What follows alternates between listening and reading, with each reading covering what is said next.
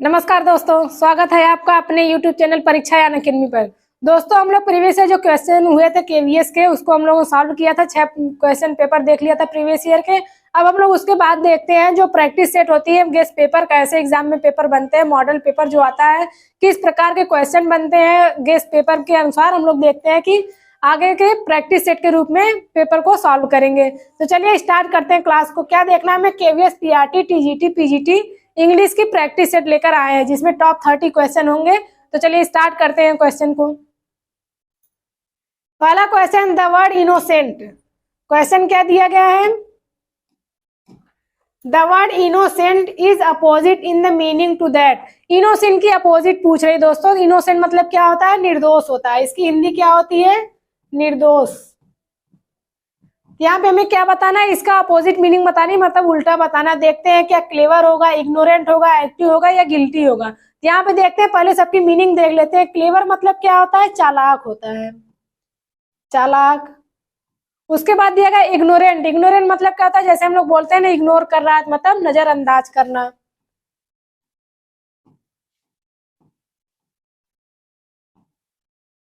नजरअंदाज करना। अगला दिया गया एक्टिव। एक्टिव मतलब क्या होता है? सक्रिय। लास्ट बचता है गिल्टी। गिल्टी मतलब क्या होता है? दोषी। यहाँ पे देखते हैं, हमें अपोजिट पूछा जा रहा है। अगर निर्दोष है दिया गया, इनोसेंट दिया गया, तो उसकी इनोसेंट की हिंदी क्या होती है? निर्दोष होता है। तो उसकी अपोजिट क्या हो जाएगी? दोषी हो जाएगा। तो ऑप्शन डी यहाँ पे सही हो जाएगा, गिल्टी। ऑप्शन डी सही होगा। अगला प्रश्न देखते हैं। We got older, we just grieve apart. The underline word in the sentence means. यहाँ पे दिया गया we as we got older, जैसे ही हम क्या होते हैं? बड़े होते हैं। We just got grieve apart. तो ग्रीव अपार्ट का क्या हमें बताना है? इसका हमें मीनिंग बताना है। कैसे, क्या मीनिंग वहां पे दर्शा? नेचर्ड होगा क्या? बी होगा। ऑप्शन दिया गया developed as strong bond. Option C दिया गया stay at distance.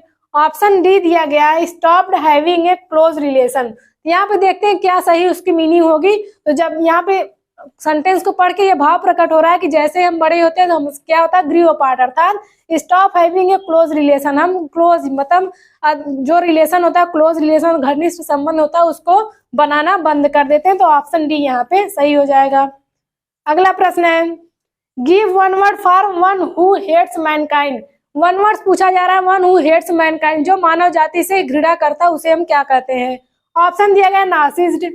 Option B दिया गया मिसांथ्रोपी। ऑप्शन बी है फासिस्ट। ऑप्शन डी दिया गया सैडिस्ट। तो यहाँ पे देखते हैं क्या जो मानव जाति से घृणा करते हैं उसे हम क्या कहते हैं? मिसांथ्रोपी कहते हैं। ऑप्शन सी सही होगा। ऑप्शन ए जो दिया गया, ये जर्मनी में जो रूलर होते हैं, एक पार्टी के जो व्यक्ति होते हैं, उसको क्या कहते हैं? नार्सिसिस्ट कहते हैं। तो ऑप्शन ए यहाँ पे क्या हो जाएगा? जो जनवरी में रूलर के रूप में आते हैं उनको कहते हैं। लेकिन यहाँ पे क्या, वन हु हेट्स मैनकाइंड, जो मानव जाति से घृणा करता है, उसे क्या कहते हैं? मिसांथ्रोपी कहते हैं। ऑप्शन बी सही होगा, ऑप्शन सी। अगला है, pick out in incorrectly spelled word. यहाँ पे क्या बताना है? जो स्पेल्ड वर्ड दिया गया इनकरेक्ट दिया गया, मतलब गलत वर्ड जो दिया गया उसे बताना है। तो देखते हैं क्या जाए। Insatiate. Option B gullible. Option C है इनफेलिबल। ऑप्शन डी दिया गया इंस्टिगेट। तो देखते हैं, सबकी मीनिंग को देख लेते हैं। यहाँ पे ऑप्शन डी जो दिया गया यही सही होगा। क्यों? क्योंकि इंस्टिगेट कोई वर्ड नहीं होता, तो ये यहाँ पे गलत है। इसकी मीनिंग मतलब ये करेक्ट स्पेलिंग यहाँ पे गलत दी गई है। बाकी देख लेते हैं क्या दिया गया। इसकी मतलब होता है इनिशिएट, मतलब क्या होता है? प्रतिपादित। प्रतिपादित।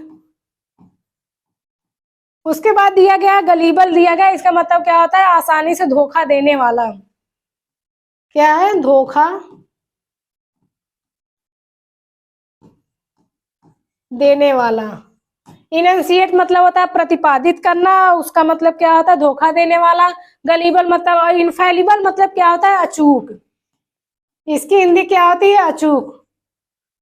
दोस्तों, हम चाहते तो हम आप लोगों को केवल आंसर बता के सीधे दूसरे क्वेश्चन में पहुंच जाते, लेकिन यहाँ पे हमें देखना है कि व्याख्या भी देखनी। जैसे जो वर्ड्स दिए गए, अगर हमें उसका अर्थ मालूम रहेगा, तो अगर इससे संबंधित क्वेश्चन पूछ लेता तो हम क्वेश्चन को सॉल्व करने में आसानी हमें महसूस होगी। इसी वजह से सारे जो ऑप्शन दिए गए उसकी हिंदी मीनिंग भी बताते चल रहे हैं। इसको आप लोग ध्यान से देखते रहिएगा। यहाँ पे ऑप्शन कौन सा सही होगा? ऑप्शन डी सही हो जाएगा। अगला प्रश्न है, choose the appropriate meaning of the idioms, idioms दिया गया, इसकी अप्रोप्रिएट मीनिंग पूछ रहा है। बर्निंग क्वेश्चन, जलता हुआ क्वेश्चन, मतलब जलता हुआ प्रश्न हम किसे कहेंगे, बर्निंग क्वेश्चन हम किसे कहते हैं, जो चल रहा है, जैसे जो दौर में चल रहा होता है उसे हम बर्निंग क्वेश्चन कहते हैं। जैसे दिया ए डाइंग इश्यू, ये नहीं होगा। ऑप्शन बी है a relevant problem, option C है an irrelevant issues, option D a widely debated issue, जो डिबेट, जो मतलब वाइडली पूरे विस्तृत रूप से वो डिबेट किया था कि टॉपिक आ जाती है, जैसे भी दौर चल रहा है, जैसे अभी कोई टॉपिक आ जाए उस पर ढेर सारी बहस चलती है तो उससे क्या कहते हैं, बर्निंग क्वेश्चन के रूप में हम लोग देखते हैं। जैसे बीएड बीटीसी का जो इशू चल रहा है कोर्ट में, ये जब चल रहा था बहुत ही तेजी से इसके बारे में चर्चाएं हो रही थी, हर जगह बस यही चर्चा कि क्या बीएड वालों को शामिल किया जाएगा प्राइमरी में कि नहीं किया जाएगा, बीटीसी वालों को क्या किया जाए क्या नहीं, ये सब जो चर्चाएं चल रही थी इसी को बर्निंग क्वेश्चन कहते हैं। जैसे उस दौर में जिसकी चर्चा बहुत तेजी चली, विस्तृत रूप से हर जगह उसी की चर्चा चली, उसे हम क्या कहते हैं, बर्निंग क्वेश्चन के नाम से जानते हैं। तो ऑप्शन डी यहाँ पे सही होगा। अ वाइडली डिबेटेड इशू, जो हर जगह क्या होता है, डिबेट होता रहे, उस पर प्रतिवाद वाद विवाद होता रहे कि ये होना चाहिए कि ये होना चाहिए, इस हिसाब से क्या होगा, वो बर्निंग क्वेश्चन के अंतर्गत आता है। तो ऑप्शन डी हमारा सही होगा। अगला प्रश्न है choose the best option to complete the given sentence, sentence दिया गया, इसको क्या करना है, कंप्लीट करना है। यहाँ पे दिया गया देयर आर नॉट, खाली स्थान दिया गया है पीपल हियर, तो देखते हैं यहाँ पे सही क्या होगा, क्या भरना है हमें, खाली स्थान में भरना है। तो देखते हैं क्या, मच भरेंगे, मेनी भरेंगे, अलॉट भरेंगे, सम भरेंगे, हमें क्या भरना है यहाँ पे, एडजेक्टिव, सही एडजेक्टिव का प्रयोग करना है। तो देयर आर नॉट, यहाँ पे there are not people, people क्या है, ये काउंटेबल नाउन है, तो इसके लिए हम क्या यूज करेंगे, काउंटेबल जो एडजेक्टिव होते हैं उसको करेंगे। मच तो क्या होता है, मच अनकाउंटेबल के लिए होता है। अलॉट ऑफ क्या होता है, अलॉट का कोई वो नहीं। सम किसके लिए होता है, यहाँ पे सम का कोई इशू नहीं होगा। क्या करेंगे हम, देयर आर मेनी पीपल, जब प्लूरल में आता है, प्लूरल में हम किसका यूज करेंगे, ऑप्शन बी जो दिया गया है मेनी का प्रयोग करते हैं। अनकाउंटेबल नाउन, प्लूरल और काउंटेबल नाउन के लिए हम क्या करते हैं, मेनी का प्रयोग करते हैं। तो ऑप्शन बी यहाँ पे सही होगा। अगला प्रश्न है find the error given sentence, sentence दिया गया, इसमें क्या पकड़ना, में गलतियां पकड़नी की किस पार्ट में गलतियां हैं। जैसे दिया देयर वर्ब, यहाँ पे ऑप्शन ए हो जाएगा एम्पल टाइम, ऑप्शन बी हो जाएगा to get, option C to the airport, option D हो जाएगा। तो हमें क्या पकड़ना है, यहाँ पे देखते हैं गलतियां क्या है। यहाँ देखते हैं ऑप्शन ए में गलतियां हैं। कैसे यहाँ पे गलतियां होंगी कि देयर आर, यहाँ पे क्या वर की जगह वाज अगर हम कर देते हैं तो ऑप्शन सही है। क्यों सही है, क्योंकि जब हम यहाँ पे पढ़ेंगे तो एम्पल जो है ये क्या है, सिंगुलर नाउन के रूप में आता है। जब हम सिंगुलर नाउन का प्रयोग करेंगे तो क्या होगा, वहां पे सिंगुलर हेल्पिंग वर्ब का भी प्रयोग किया जाएगा, जबकि यहाँ पे क्या प्लूरल हेल्पिंग वर्ब का प्रयोग किया गया था। तो ऑप्शन ए हमारा सही हो जाएगा। यहाँ पे वाज हो जाता तो यही सही होता, लेकिन ये गलत दिया गया, इस वजह से क्या होगा, ऑप्शन ए सही होगा। अगला प्रश्न है fill in the blanks with the correct preposition, यहाँ पे क्या बनना, प्रीपोजिशन, करेक्ट प्रीपोजिशन को हमें फिल करना है। तो देखते हैं क्या दिया, दो जगह खाली स्थान दिया गया, हमें करेक्ट प्रीपोजिशन का प्रयोग करना है। सी हैज बीन लिविंग, खाली स्थान दिस सिटी, फिर खाली स्थान, फिर 10 ईयर। तो यहाँ पे हम देखते हैं क्या, हैज बीन लिविंग, पहले ही देखते हैं सेंटेंस ये कौन सा टेंस है, तो ये present perfect tense, present perfect continuous, present perfect continuous tense है। फिर हम देखते हैं, हमें इससे नहीं मतलब, लेकिन फिर भी हम जानते रहते हैं कि टेंस कौन सा है पूछ रहा है, तो वो भी हमें जानकारी होती रहेगी। उससे नहीं मतलब है कि कौन सा टेंस हमें देखना, प्रीपोजिशन क्या भरना है। जैसे हम किसी सिटी की बात करते हैं तो सिटी में जब रहने की बात करते हैं, तो जब कोई सिटी होता है, किसी बड़ी सिटी की फिर छोटे सिटी में बात करते हैं, हम क्या करते हैं, इन का प्रयोग करते हैं। यहाँ पे क्या हो जाएगा, she is living in this city, वह इस सिटी में रहती है। फिर उसके बाद यहाँ पे 10 ईयर, 10 ईयर क्या है, ये पॉइंट ऑफ टाइम है, पीरियड ऑफ टाइम है, हमें ये बताना है। तो यहाँ पे क्या है, पीरियड ऑफ टाइम के नाम से है क्या, 10 ईयर। कौन से 10 साल की बात हो रही है ये नहीं पता है, अगर एग्जैक्ट दे देता कि कोई सन दे देता इस साल की बात हो रही, तब वहां पे हम पॉइंट ऑफ टाइम का प्रयोग करते हैं, लेकिन पीरियड ऑफ टाइम दिया गया है तो यहाँ पे क्या हो जाएगा, फॉर का प्रयोग करेंगे। इस अनुसार हमारा ऑप्शन देखते हैं किसमें, इन और फॉर किसमें है, तो ऑप्शन बी में दिया गया इन और फॉर। किसके लिए, पॉइंट ऑफ टाइम के लिए क्या यूज करते हैं, पॉइंट ऑफ टाइम के लिए सीन्स का प्रयोग करेंगे, और जब पीरियड ऑफ टाइम का यूज करेंगे तो क्या यूज करेंगे, पीरियड ऑफ टाइम। इसके साथ प्रीपोजिशन हम किसका यूज करते हैं, फॉर का प्रयोग करते हैं। तो इस अनुसार हमारा ऑप्शन कौन सा सही होगा, ऑप्शन बी सही हो जाएगा।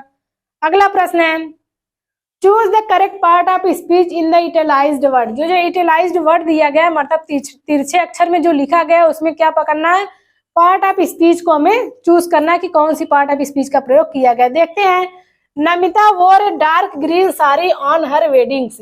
यहाँ पे देखिए यही इतना बताना, डार्क ग्रीन साड़ी, इसको जो यूटिलाइज किया गया, इसका क्या पार्ट ऑफ स्पीच में कौन से पार्ट के अंतर्गत आता है, क्या नाउन है? तो नाउन नहीं होगा दोस्तों, नाउन तो यहाँ नमिता हो गई।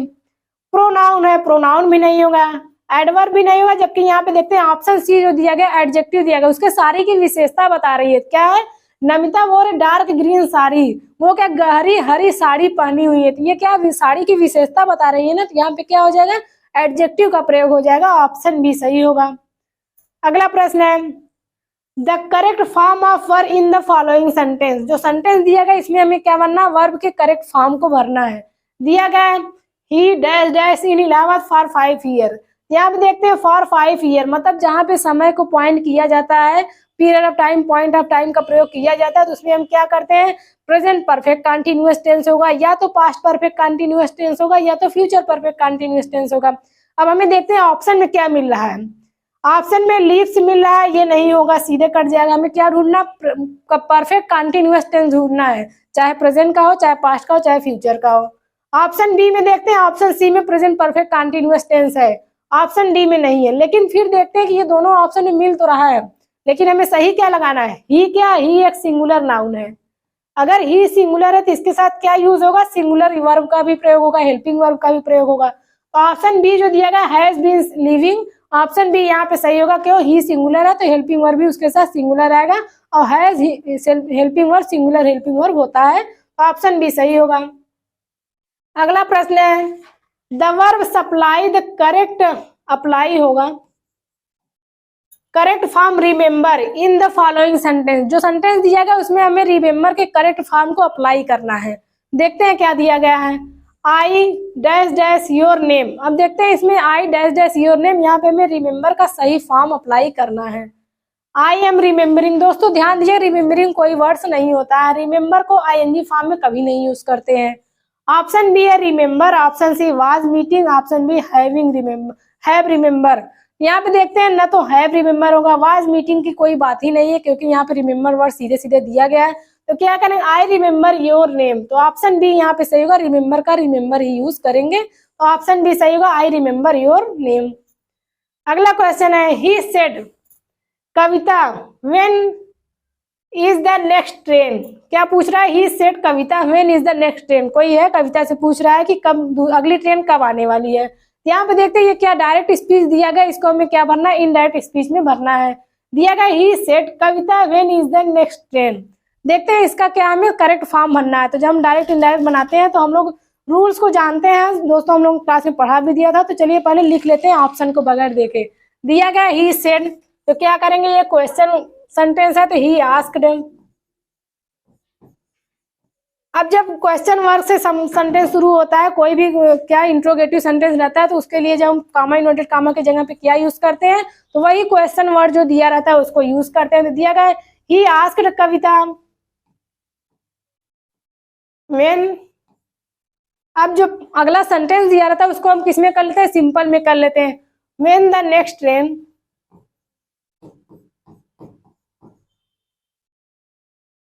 When the next train was. यहाँ पे देखते हैं he asked Kavita when the next train was, तो देखते हैं किस ऑप्शन में मैच कर रहा है। ऑप्शन डी देखते हैं, he asked Kavita when the next train was, option D हमारा सही हो जाएगा इसके अनुसार। अगला प्रश्न है, change the following sentence into passive voice. Sentence दिया गया, इसमें इसको किसमें फिल करना है, पैसिव वॉइस में चेंज करना है। क्या दिया गया, Rita writes a letter to him every day. अब इसमें देखते हैं पैसिव वॉइस में हमें क्या करना है, चूज करना है।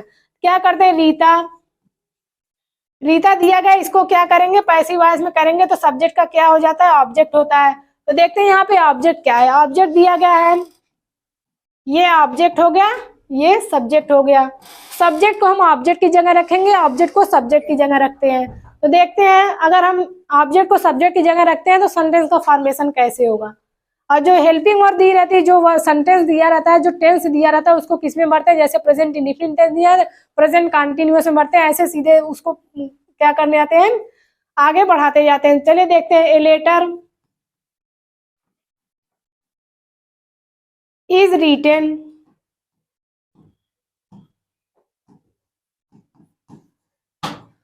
To him, third person no change, मतलब तीसरा पर्सन जो होता है उसको किस में बदलते हैं, वो चेंज नहीं होता है। उसके बाद देखते हैं to him by Rita every day. देखते हैं किस ऑप्शन में a letter is written, option C को देखते हैं, a letter is written to him by Rita every day. Was का प्रयोग नहीं होगा, ना तो इसका प्रयोग होगा, ना तो यहाँ पे इज बीइंग रिटेन कब होगा, जब टेंस किस में रहता है, कंटिन्यूअस में रहता है, तो इज बीइंग का हम प्रयोग करते हैं। यहाँ पे ऑप्शन सी सही होगा। अगला प्रश्न है Manoj is one of the only student who, यहाँ पे खाली स्थान दिया पास द एग्जामिनेशन। अब देखते हैं यहाँ पे हमें क्या भरना है, करेक्ट सेंटेंस को भरना है। Manoj is the only student who, क्या भरेंगे, दिया गया है इज ओनली हु हैज का हम प्रयोग करेंगे। यहाँ पे देखिए मनोज क्या है, ये सिंगुलर है, तो यहाँ पे हु किसके लिए यूज हुआ है, हु तो मनोज के लिए ही यूज हुआ है ना, तो हम क्या करेंगे, सिंगुलर वर्ब का प्रयोग करते हैं। तो देखते हैं क्या होगा, हु हैज, तो ऑप्शन बी यहाँ पे सही होगा, who has pass the examination, option B सही हो जाएगा। अगला प्रश्न है find out the grammatically correct sentence. यहाँ पे देखते हैं ग्रामेटिकली करेक्ट सेंटेंस को हमें बताना है। This is the road to go, option में लेट अस एम, यहाँ पे एम नहीं होगा। ऑप्शन सी देखते हैं take down his address in your copy, ये भी I wrote to him yesterday, यहाँ पे क्या होगा, आई रोट अ लेटर होगा दोस्तों, यहाँ पे टू हिम की जगह इसके बाद क्या हो जाएगा, अ लेटर हो जाएगा, प्रिंटिंग मिस्टेक है, a letter to him yesterday, option D यहाँ पे सही हो जाएगा। अगला प्रश्न है चूज द करेक्ट सेंटेंस, हमें क्या बनना है, करेक्ट सेंटेंस को बनना है। दोस्तों कमिटी के बारे में हम लोग बताया था, जब कमिटी की क्या होती है, कोई समिति बनाई गई, अगर उसका मत एक होता है तो क्या करते हैं हम, सिंगुलर हेल्पिंग वर्ब का प्रयोग करते हैं। अगर उनका मत डिवाइडेड होता है तो क्या करते हैं हम, प्लूरल हेल्पिंग वर्ब का प्रयोग करते हैं। तो देख लेते हैं ऑप्शन में क्या दिया गया। पहले तो कमेटी की स्पेलिंग आप लोग ध्यान से देख लीजिएगा, यही होता है द कमिटी वर वन, यहाँ पे अगर वन है कमिटी तो हेल्पिंग वर्ब प्लूरल नहीं होगा। ऑप्शन बी दिया गया the committee was one on this point, option see the committee was divided, अगर डिवाइडेड हो गए, उसके मत डिवाइड हो गए तो हेल्पिंग वर्ब सिंगुलर नहीं बल्कि प्लूरल होता है।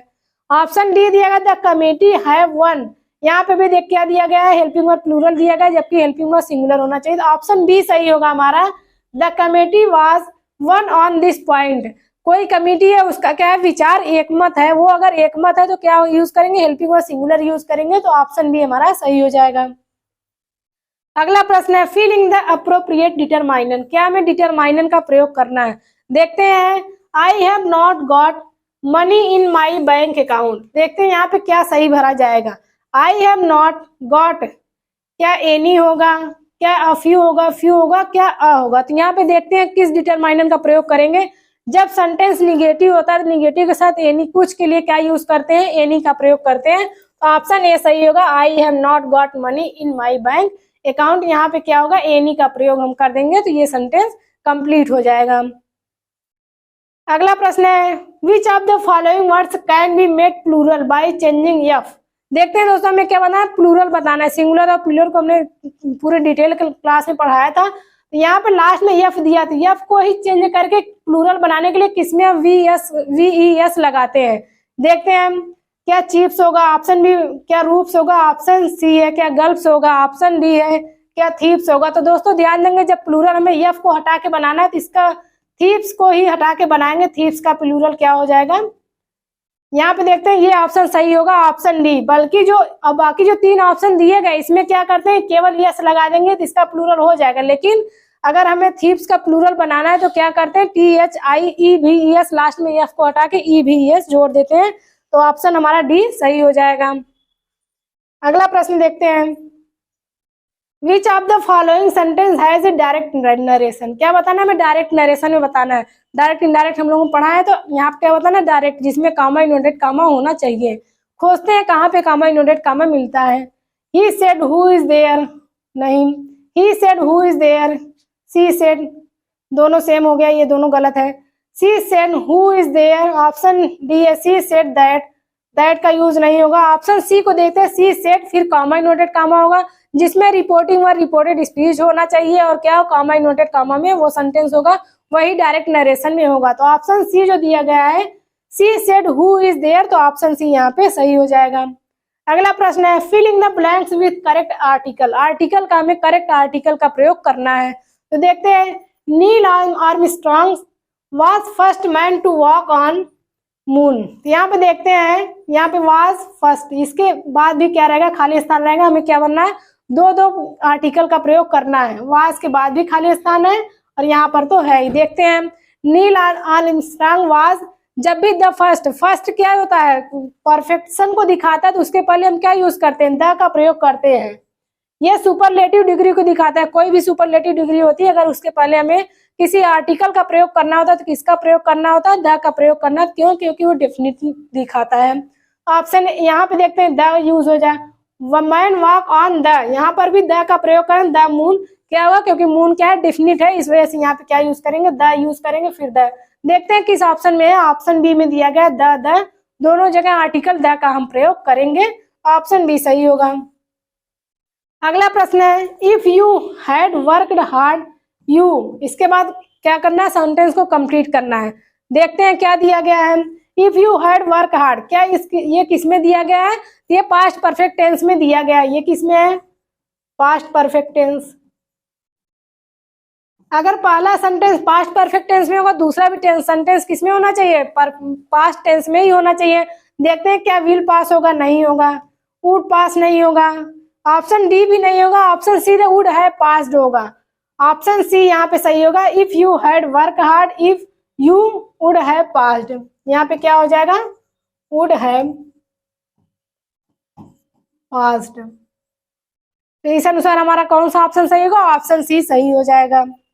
अगला प्रश्न है filling the blanks with past perfect tense. क्या बताना, पास्ट परफेक्ट टेंस बताना। पास्ट परफेक्ट टेंस में दोस्तों ध्यान दीजिएगा, हेल्पिंग वर्ब हैड का प्रयोग किया जाता है। पास्ट परफेक्ट में किसका प्रयोग किया जाता है, पास्ट परफेक्ट में हेल्पिंग वर्ब हैव का प्रयोग किया जाता है, हैड। अब देखते हैं किस ऑप्शन में हैड मिल रहा है, उसको हम लोग देख लेते हैं। जैसे दिया गया है द ट्रेन, द स्टेशन, खाली स्थान है, the station, the platform before I reached. ये हम देखते हैं यहाँ पे रीच्ड दिया गया है, पास्ट इंडेफिनिट में दिया गया है, तो उसके पहले हमें क्या बनना है, पास्ट परफेक्ट टेंस में बनना है। पहला पास्ट परफेक्ट टेंस में होगा तो अगला किस में होगा, पास्ट इंडेफिनिट टेंस में होना चाहिए। अगर लास्ट वाला सेंटेंस पास्ट इंडेफिनिट टेंस में है तो पहला किस में होना चाहिए, पास्ट परफेक्ट टेंस में होना चाहिए। देखते हैं लेफ्ट नहीं होगा, हैज लेफ्ट नहीं होगा, हैव लेफ्ट। ऑप्शन डी यहाँ पे सही होगा, had left. The train had left the station, the platform before I reach. तो ऑप्शन यहाँ पे डी सही हो जाएगा। अगला प्रश्न है choose the word that can join to given sentence. यहाँ पे सेंटेंस दो दिया गया, इसमें पूछ रहा है कि हमें क्या ज्वाइन करना है। देखते हैं कौन सा ऐसा कंजंक्शन है जिसके द्वारा हम सेंटेंस को जोड़ सकते हैं। She is pretty, she is proud, इन दोनों सेंटेंस को हमें जोड़ना है। क्या यहाँ पे बट यूज करेंगे, क्या बिकॉज, व्हाइल, नॉट। यहाँ ना बिकॉज का यूज करेंगे, न तो व्हाइल का यूज करेंगे, न तो नॉट का प्रयोग करेंगे। किसका प्रयोग करेंगे, कंजंक्शन बट का प्रयोग करेंगे। She is pretty but she is proud. क्या है, सी इज प्रीटी, वह सुंदर है लेकिन वह क्या है, घमंडी है। तो ऑप्शन बी यहाँ, ऑप्शन ए यहाँ पे सही हो जाएगा, बट। अगला प्रश्न है हिज फादर डाइड।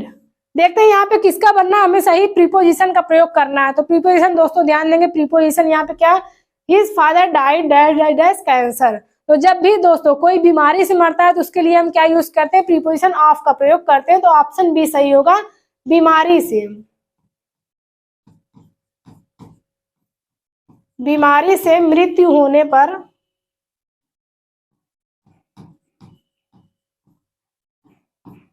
ऑफ का प्रयोग करते हैं, प्रीपोजिशन ऑफ का प्रयोग करते हैं। तो यहाँ पे दिया गया his father died of cancer, तो यहाँ पे क्या हो जाएगा, ऑफ का प्रयोग हम करेंगे। ऑप्शन बी सही होगा। अगला प्रश्न है filling the blanks with the correct preposition. यहाँ पर भी हमें क्या भरना है, करेक्ट प्रीपोजिशन को भरना है। तो देखते हैं क्या दिया गया है। दिया गया है I tried dash dash relieve them dash dash there poverty. क्या रिलीव करना है, हमें हटाना है। तो देखते हैं यहाँ पे क्या है, आई ट्राई टू, क्या होगा, यहाँ पे टू करेंगे। Relieve them of their poverty, यहाँ पे देखते हैं किसमें टू और ऑफ किसमें, ऑप्शन ए ऑप्शन बी में दिया गया टू और ऑफ। पहले में क्या भरेंगे, प्रीपोजिशन टू को भरेंगे और अगले में क्या भरते हैं, ऑफ को भरते हैं। तो ऑप्शन डी सही होगा। अगला देखते हैं विच of the following words is an adverb. इसमें देखते हैं कौन सा वर्ड जो दिया गया ये एडवर्ब का काम कर रहा है। तो उसको देख लेते हैं क्या है एडवर्ब। देखते हैं, अपेस है, मीक, फरी, ऑप्शन बी है फेस। फेस मतलब क्या होता है? चेहरा या फिर किसी को फेस करना, सामना करना। इसकी हिंदी होती है तेज गति से। अपेस मतलब होता है तेज गति से, और क्या होता है? फेस मतलब होता है सामना करना होता है। मीक मतलब होता है शांत। और उसके बाद क्या दिया गया? फरी मतलब क्या होता है? अत्यधिक गुस्सा।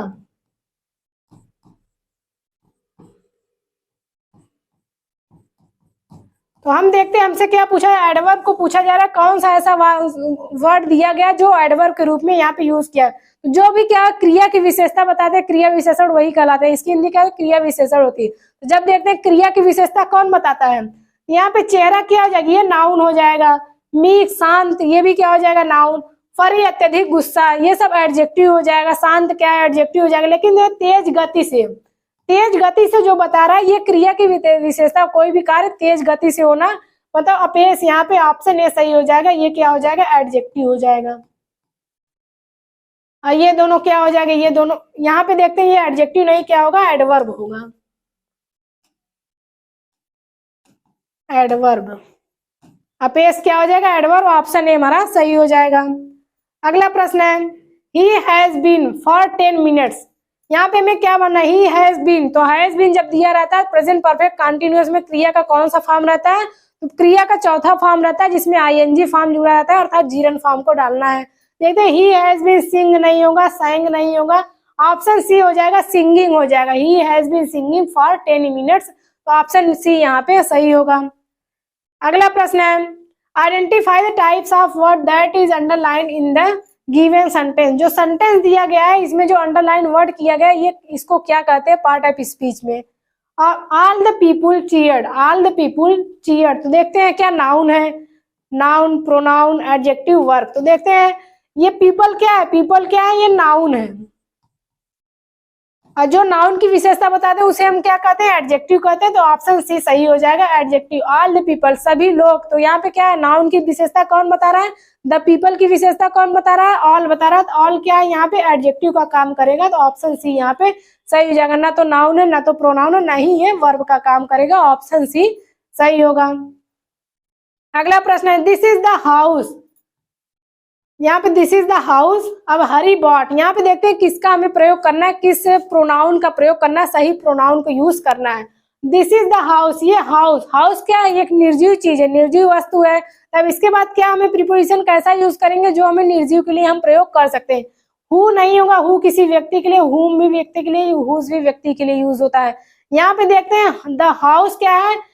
This is the house that Hari bought. यह वही घर है जिसे क्या हरी ने खरीदा था। तो यहाँ पे जिसके लिए क्या यूज करेंगे? दैट का प्रयोग करेंगे। तो ऑप्शन बी सही हो जाएगा, दैट। अगला प्रश्न है, change the following verb into noun.